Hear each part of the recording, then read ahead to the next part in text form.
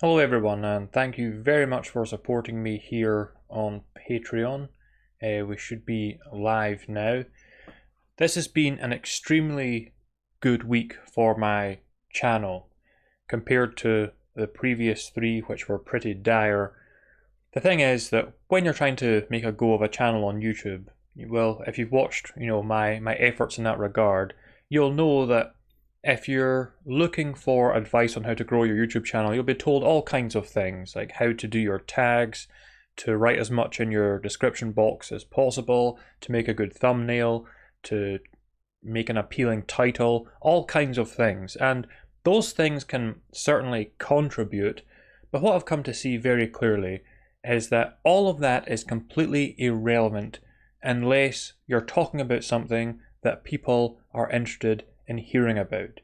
If you're not talking about something that people are interested in hearing about, then it doesn't matter what tags you've got. It doesn't matter what's in your description box. It doesn't matter how nice your thumbnail is. It doesn't matter how great your visual audio quality is. It doesn't matter how nice your frame is. None of that matters. You've got to speak about things that people are interested in. And this week has been good because there's been a lot going on that I can talk about that people are interested in. Now, technically, there are always things going on that people are interested in, but I never want to be insincere and cynical in the way that I do things. I don't want to start speaking about Beyonce's latest album or something like that, something I would naturally have no interest in whatsoever. I only want to speak about those things that I actually do have an interest in speaking about. I want that kind of authenticity, and I think if that authenticity wasn't there, then it would be very, very obvious. It would be obvious that I was just cynically talking about this because it's a popular bandwagon to jump on at the time. But no, this week has been very good as far as content is concerned, topical issues are concerned, especially with Lauren Southern releasing her Whole Truth documentary.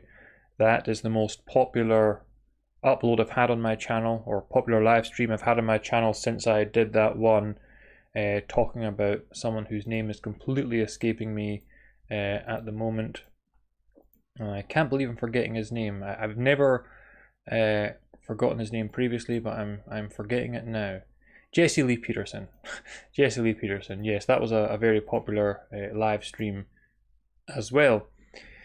So yes, it's been a very good week in that regard, and I've still got a lot to talk about before the end of the week as far as my public YouTube videos are concerned. Tomorrow I'm going to be making a live stream on basically the fact that here in the United Kingdom we're going to be getting a new Prime Minister at some point soon, and the issue of Scottish independence. But obviously I'm not speaking about those issues from a political perspective so much as I'm talking about them and explaining why I don't really think they ultimately matter that much.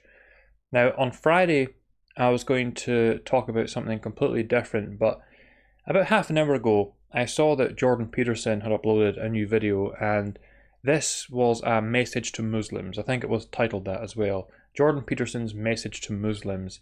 And, it was a good message overall in theory, but it was a bit, I don't know, I found it a bit arrogant and a bit presumptuous because at one point Jordan Peterson kind of declared that, Muslims should end the divide between the Sunni and the Shia. Just because Jordan Peterson says that should happen, there's any chance that that's going to happen, even though that's been a divide for centuries now. It was a bit silly in that regard. So I think I'll talk about that on Friday. I wouldn't talk about it tonight, first of all because I haven't had time to organize my thoughts on that particular video, and second of all, that wouldn't really be the best kind of content for these Patreon live streams. You see, for as long as I've got relatively few Patreon supporters, these live streams are always going to be something of the odd one out any given week. First of all, because in these live streams I tend to talk about more in-depth matters, but also because without a substantial audience watching them, there's no point in me going live as I would in my regular weekday live streams. So until that situation changes, these are going to be the odd ones out. But I made the right decision to take the weekends off because over the past few weeks, I'd really begun to be burned out, having to sit in front of a camera every single day. and it just wasn't good, and I could tell that the quality of the content was suffering, because I could see in certain live streams that I visibly wasn't that happy on camera, because I genuinely wasn't feeling it at all. It was just like a chore I had to do. Now that's true of any line of work, of course, and as I said previously, I do have to approach YouTube like it is a job, but you don't work 7 days a week in most jobs, and so I just think I was pushing myself too hard in that regard, and I made the right choice to take the weekends off, because it made this week, for example, much more pleasant, because by the time I returned on Monday, I'd had 2 days off, I had a chance to unwind, and by the time I came back on Monday, I had a lot of stuff to talk about, and I was really enthusiastic to do that, and I think it really shows in the content itself. So yeah, even after 3 months, I'm still kind of finding my groove, finding what works and what doesn't. But yeah, I think I'm fairly settled in now. My playlists are what they've always been, and I think what really works for me is what I've done over the past week, where I have the longer form live streams rather than, those really concise, much shorter videos than I used to make, because I always think things turn out better when I'm able to interact with individuals in the live chat. I'm able to bounce off them, because individuals in the live chat often raise issues that I didn't even have in mind, but that allow me to talk even more. So yeah, it's all good. It's going great just now. It's going very, very good as far as the YouTube channel is concerned, and I'm very content with it. And yeah, I'm looking forward to talking about all the things that I have planned to talk about. Now, as I said, these Patreon live streams are always dealing with things that are a bit deeper, that people on the public YouTube channel for the most part might not have any interest in. And so quite often the subject matter I talk about here is quite unusual or obscure, and that was certainly true last week, because by the end of last week's live stream I was talking about ethereal Tyrannosaurus Rexes. Well, this week's live stream is going to be no exception to that, because I've been thinking a lot about magic and sorcery over the past week, and that's because of the video games I've been developing. As you'll probably know, one of the video games, the major video game that I'm developing, is a top-down role-playing game, and that's going to be a long-term project. But I'm also working on a smaller project on the side, and it features a sorcerer called Tamil of Lemuria. If you watched yesterday's live stream, you'll have seen some footage of that game, and you'll notice that Tamil is brown-skinned. That's because he's essentially Indian, because Lemuria was in the Indian Ocean, and the legends say that it was essentially the source of all music and culture for the Indian subcontinent. The same kind of things are said about Lemuria as are said about Atlantis. This amazing culture, amazing technology, amazing architecture, and so forth. But that's why Tamil is an Indian character. But Tamil is also a sorcerer. And in my own mythology, Lemuria was the home of sorcery. I don't believe it was in real life. In fact, I'll tell you something interesting about Lemuria in real life. Interesting to me anyway. You know how Lemuria got its name? It's because, well, basically, the reason that the theory of the lost continent of Lemuria exists at all, it exists as a hypothesis to explain the behavior of lemurs. Because what could be observed is that lemurs would basically, do what they're famous for, which is on the Indian subcontinent, they would go to the edge of cliffs and jump off and kill themselves, essentially. And so someone hypothesized, and there were several individuals who subscribed to this theory, someone hypothesized that there was once a lost continent in that area, that those lemurs were being driven by an instinct, and they had this kind of ancestral memory of this continent being there, and their behavior hadn't adapted to the fact that that continent had been destroyed, and therefore they went to the edge of the cliff thinking they were going to essentially make it to their continent, and yet they don't. They die. They commit suicide. So that's how Lemuria came into existence, believe it or not. But most people associate Lemuria with individuals like the occultist Madame Helena Blavatsky, because she took the idea of Lemuria, and being a theosophist, she had all kinds of strange ideas about Lemuria and Atlantis and all these lost continents. If I remember correctly, in her depiction of Lemuria, the Lemurians were like these ghostly, they hadn't taken material form yet, because Madame Helena Blavatsky described humankind as evolving in different ways, it was actually more like a devolution of humanity in a sense.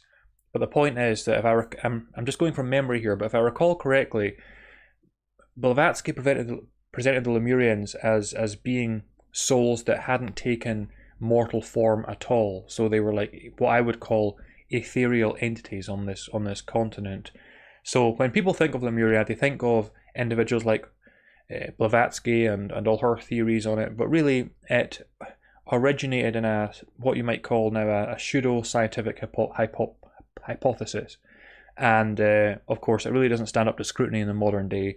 And I'm not for sure. There are without doubt land masses that are submerged in the Indian Ocean. I mean, even mainstream science agrees with that.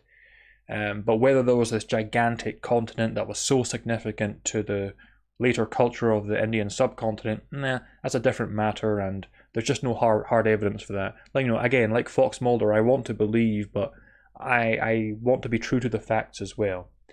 So when I depict Lemuria, as I do in my mythology, as this place of high sorcery, essentially, the way I look at it is that the Atlanteans developed all kinds of really advanced technology. That's what they were focused on. They were focused on scientific endeavor. The Lemurians were focused on what I would call ethereal forces and utilizing sorcery and magic. But that's just fantasy fiction. That's just my own depiction of Lemuria, and it's not to be taken seriously beyond that.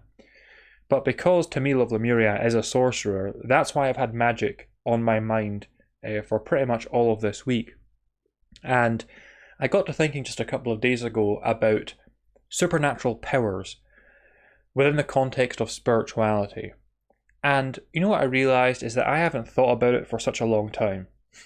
And that I took as a good thing, a very positive thing, because I think that a lot of individuals, they might start out on certain spiritual paths, but I know this for a fact, that a lot of individuals, especially younger people, and teenagers of course, they start out on the spiritual path, and certainly different magical paths like Wicca and so forth, with the ultimate hope of attaining some kind of magical power from it, some kind of supernatural power, which is naturally a very egoic impulse, the desire to have power over others. And that's why I say I was very pleased to realize a couple of days ago that I hadn't even thought about that kind of thing like for years on end.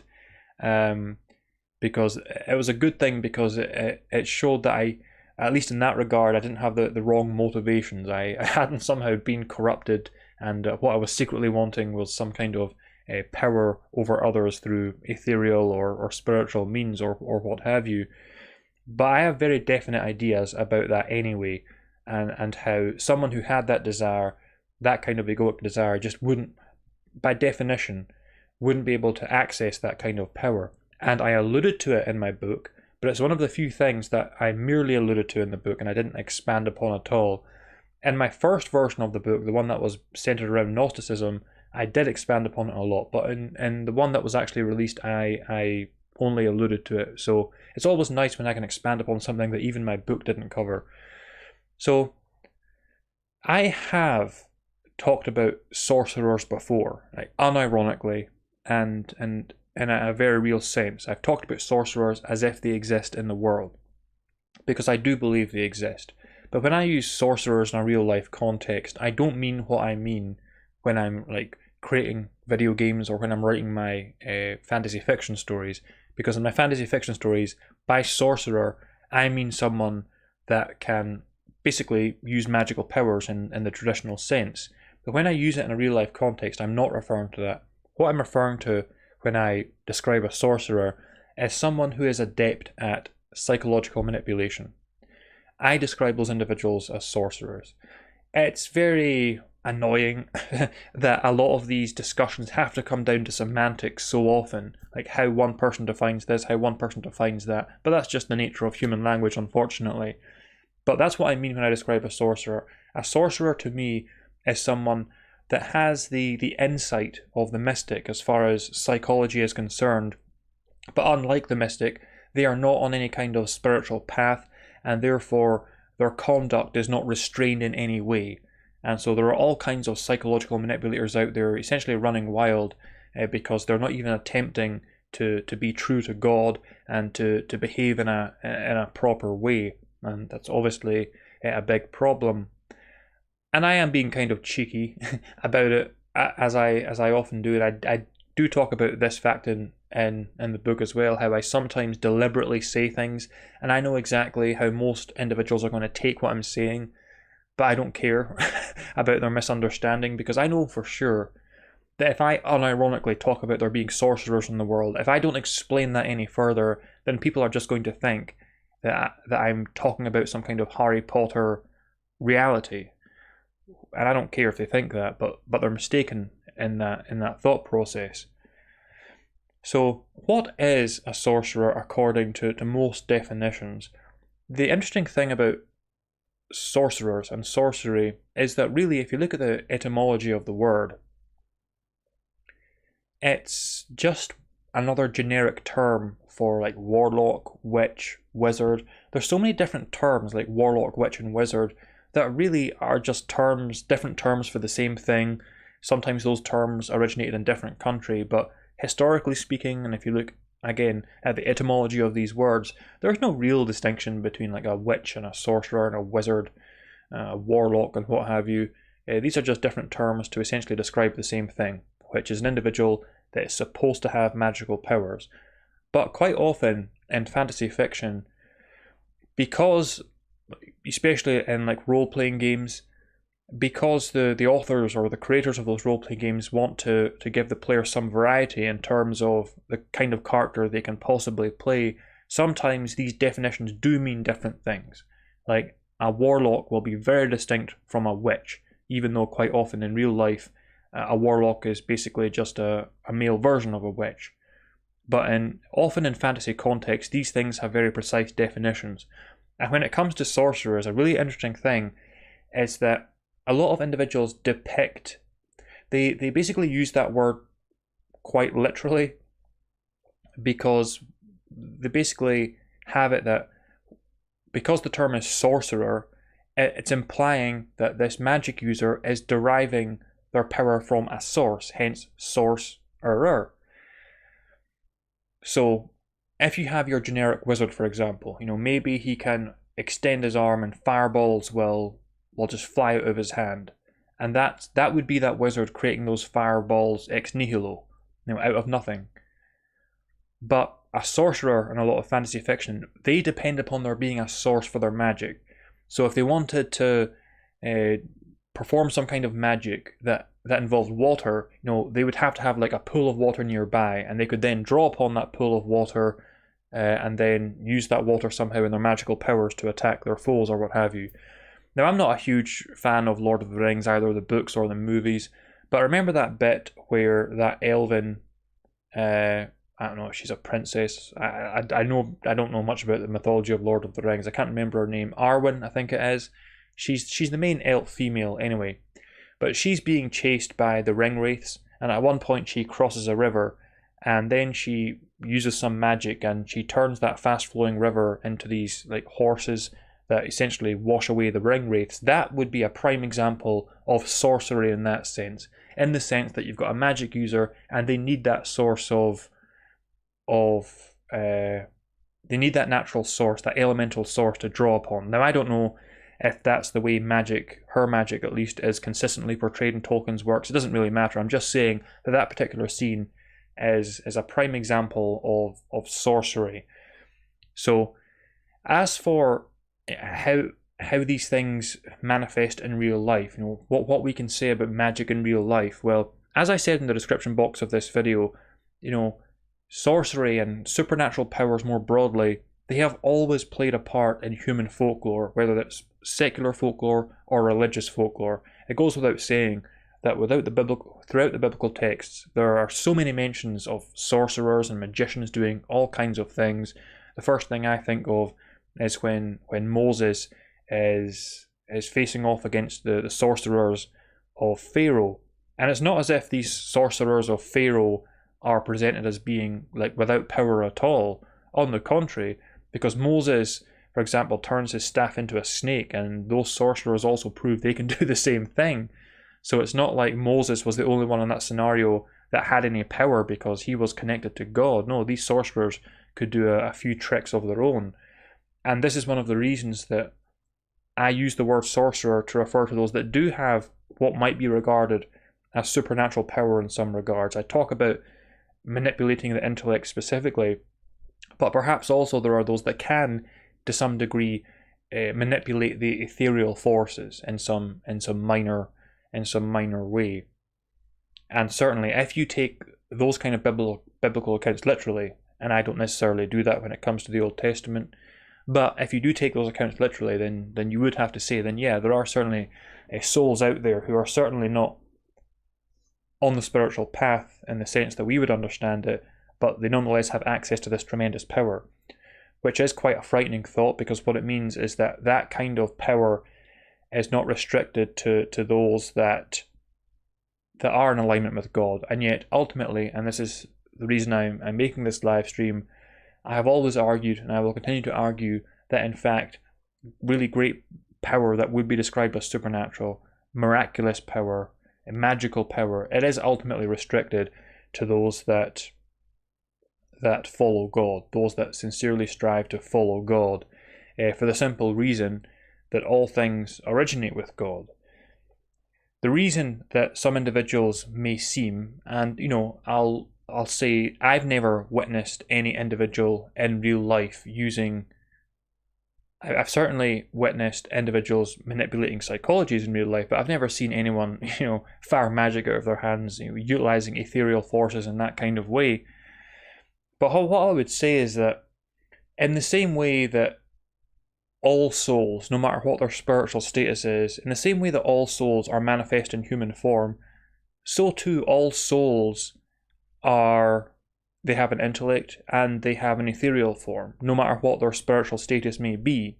So yeah, it wouldn't surprise me at all if some souls, because just by virtue of that fact, they have access to powers, both intellectual and perhaps even ethereal, that's fine. But what's a certainty is that they can't have the kind of powers that, for example, Jesus of Nazareth demonstrated.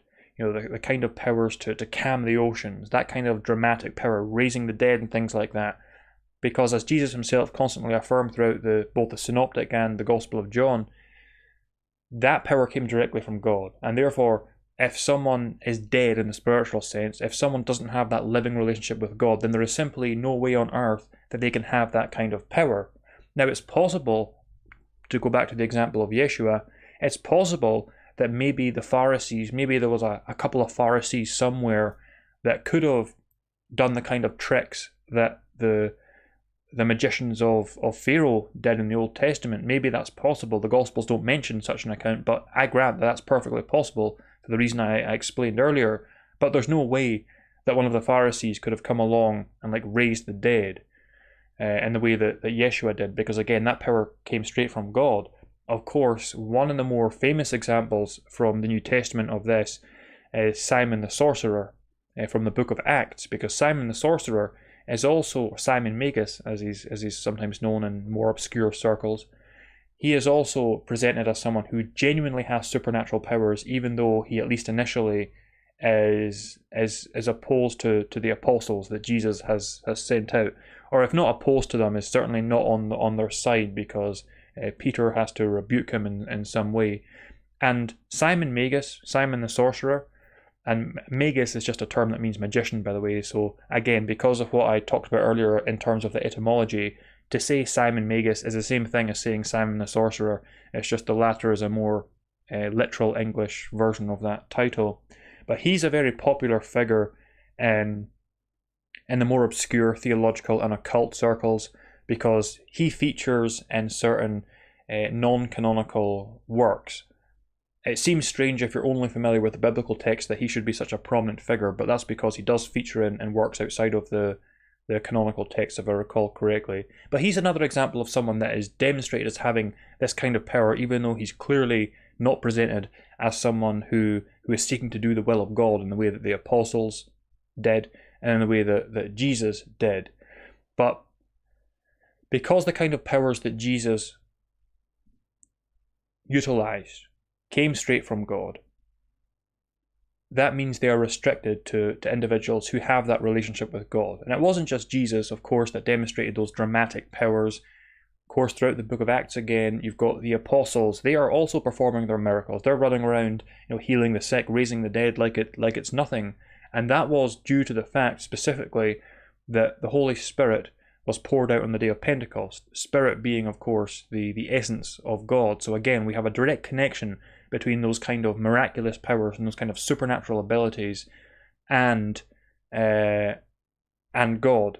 They come straight from God, and therefore someone who had evil intent, someone who had ill intent, would not have access to them, quite simply. Again, like the Old Testament sorcerers or magicians of Pharaoh, maybe they would have been able to perform some more minor feats, but raise the dead, calm the seas and things like that, certainly not, because those things came straight from God. But this begs the question then, let's not be egoic about it. Let's remove ourselves from the equation, because one might ask themselves, well, if that's the case, as far as I'm concerned, I'm sincerely striving after God. I speak to God on a daily basis, and there's nothing bothering my conscience just now. So, I'm behaving in an upright fashion as far as I'm concerned, or at least to the best of my ability. So, how come there's no inkling of this kind of power in my own life?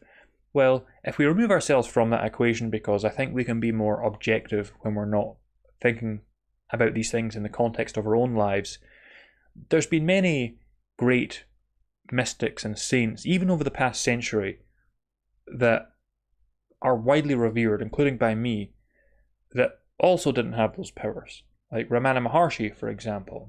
I love that guy. Of course, a Hindu mystic, a Hindu sage, but there was no talk of him ever having supernatural powers or the ability to heal people or to raise the dead or anything like that. So on the most basic level, it's easier if we remove ourselves from the equation, but on the most basic level, it's obvious that just because someone is a genuine mystic and someone is sincerely striving to walk a spiritual path, that doesn't necessarily mean it's going to be like in a video game, where you achieve to level 3 and you unlock the power to raise the dead or whatever. And the important thing to remember about, because of course we're comparing the lives of individuals like Ramana Maharshi and other 20th century figures, and even earlier figures like St. John of the Cross, St. Teresa of Avila, and so forth, and even ourselves, we're comparing that to the accounts given in the world's sacred texts, in this case specifically the accounts of Jesus and his apostles. But this is why I've always been so keen to remember, and usually I'm not doing it in this kind of context, but I've always been keen to get people to remember that we are not living in the time and place that those individuals lived, and we are not called to the same duties that those individuals are. And that realization can really help people a lot. It can relieve a lot of tension, because say you're some Christian and you don't understand that the return of Jesus was a first century event, and so you're living a relatively mundane life, you're sincerely trying to follow God, but you read the Bible and you compare what Jesus and his apostles are getting up to, and you're comparing that to your own life and how relatively powerless you are and how mundane your life is, and you're inevitably in some way going to feel like a failure in some way, because it would be one thing if it was only Jesus exhibiting all these amazing supernatural powers, because then you'd be wrong to do this, but you could say to yourself, well, that was Jesus and I'm not Jesus. Now, you'd be wrong to do that, by the way, because the whole point of Jesus was that those who followed him were meant to emulate him. So if Jesus was someone whose standard you couldn't aspire to live up to, then his whole ministry was ultimately pointless. So I really can't stand it when people say about themselves or others, I'm not Jesus or you're not Jesus. But if you're a Christian, you're supposed to aspire to be like Jesus. I mean, that's just a given in the whole of the New Testament. Regardless, because people feel or compare their modern day lives to the accounts like in the Gospels and the Book of Acts, they can't help but feel kind of inadequate in comparison, and quite naturally. But if they would only realize what I've tried to emphasize so often, that they are not first century Jews, They are not first century Christians, and because of that, they are not called upon by God to do the things that those individuals were called to do. I've said 10,000 times that the first century in the Middle East, in the days of Jesus, those were, as John the Baptist pointed out, the last days, specifically the last days of the Old Covenant. Those last days would end until the destruction of Jerusalem at 70 AD, at which point Jesus would return and the new covenant would come in its fullness. So, in that first century context, those individuals had a very specific purpose. That's why there was a day of Pentecost. That's why the Spirit was poured out at that time for those individuals. And what's relevant to this live stream is that's why those individuals were empowered the way they were. The reason we are not empowered like that, the reason Ramana Maharshi wasn't empowered like that, the reason St. John of the Cross wasn't empowered like that, the reason Meister Eckhart wasn't empowered like that, is because none of us live in a time or a place where we are called upon to have that kind of extreme mission, where we need that kind of supernatural power to bring about radical change. And this is, to me, this is an example of almost faithlessness. Faith, again, being trust in God. It's almost to me an example of people failing to trust in God, in that they feel they have to kind of read between the lines of life in order to discern God's purpose for themselves, as if God was ever subtle about that. Did Jesus have to agonize and read between the lines of life to know what God's purpose for his life was? Did the apostles? No. Their accounts were very dramatic, and anyone who experienced what they experienced in their lives would have been under no doubt whatsoever about what God wanted them to do.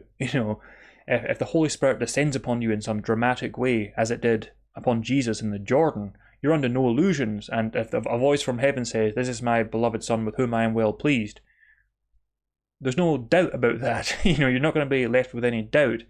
And yet, because individuals don't understand what I've just explained, they kind of think that God, while God has basically screamed in the face of people in the past when he wanted them to do something, somehow God is being subtle with them.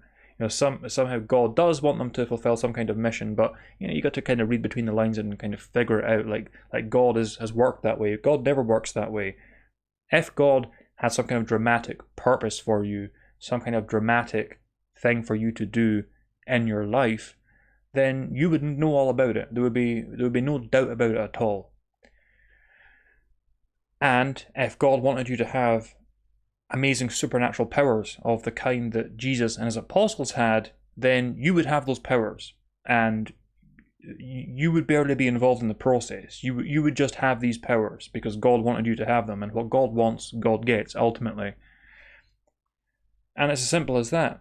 And just because you're not living in a time of high adventure, as it were, just because you're not living in the last days of the Old Covenant, and just because you haven't been bestowed with these powers, that doesn't make your life any less worthwhile. You are still like Jesus was, and like his apostles were, like Muhammad was, like Moses was, like Krishna was, like Rama was. You are still a soul on your spiritual journey, and you still have the same obligation towards God as all of those individuals did, whether they had great powers or whether they didn't.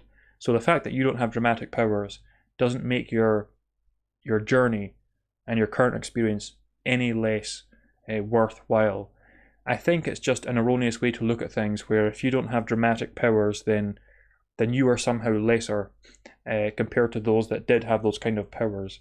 The best way to look at it, and I think the more accurate way to look at it, is that they were facing a test of their own, and it was a test of a specific kind. It was a test of a specific nature. And you, on your own spiritual walk, you are also facing a test of your own kind. And it's a test of a very specific nature as well. And it's the test that you are meant to be facing, just as Jesus and the apostles faced the test that they were meant to be testing. To feel dissatisfied or frustrated about that is to essentially suggest that God got it wrong and he incarnated you into the wrong time and place, which of course is ludicrous on the face of it. So yeah, I guess I'll leave it there for this live stream. I've no idea how long I've been talking. Okay, that's yeah, that's about average. So yeah, once again, this was a bit of an obscure subject to talk about, but I really enjoy talking about this kind of issue. But as I've said, it's the kind of issue that isn't going to get much traction on the public YouTube channel, because most people aren't sitting there on YouTube Googling, you know, why don't I have sorceress powers? And if they are, they're almost certainly like 14 years old. And and what they're trying to discover is how they can concoct a love potion or something like that. But this is what I mean when I said right at the beginning that until I get more individuals supporting me here on Patreon, these live streams are going to be they're going to be the odd ones out, because this is the point during my public live streams where I'd turn to the chat and I'd respond to what individuals had been saying in chat, and that would keep the live stream going. But because I don't have that many Patreon supporters thus far, it's really not possible to do that. The chances of enough individuals being online at the time I happen to be live streaming, they're very, very low essentially, and that's fine. I'm not complaining about it. It's just I'm just explaining why, at least for the current time, these live streams are going to be the odd ones out, which is unfortunate because given the nature of the subject matter I end up talking about in these Patreon live streams, they do tend to be among my favorite live streams. They do tend to be among the live streams that I enjoy the most. So yeah, thank you very much for watching, everyone. Once again, thank you very much for supporting me here on Patreon. I really will need to put some effort into attracting more individuals to this Patreon account, but I don't know. I've done everything I know how to do. I really can't think of anything else I could add. So it is what it is. We'll see how things go. But God willing, I'll see you all tomorrow for another public YouTube video, at which point none of us will have supernatural powers. I mean, never say never, but probably not.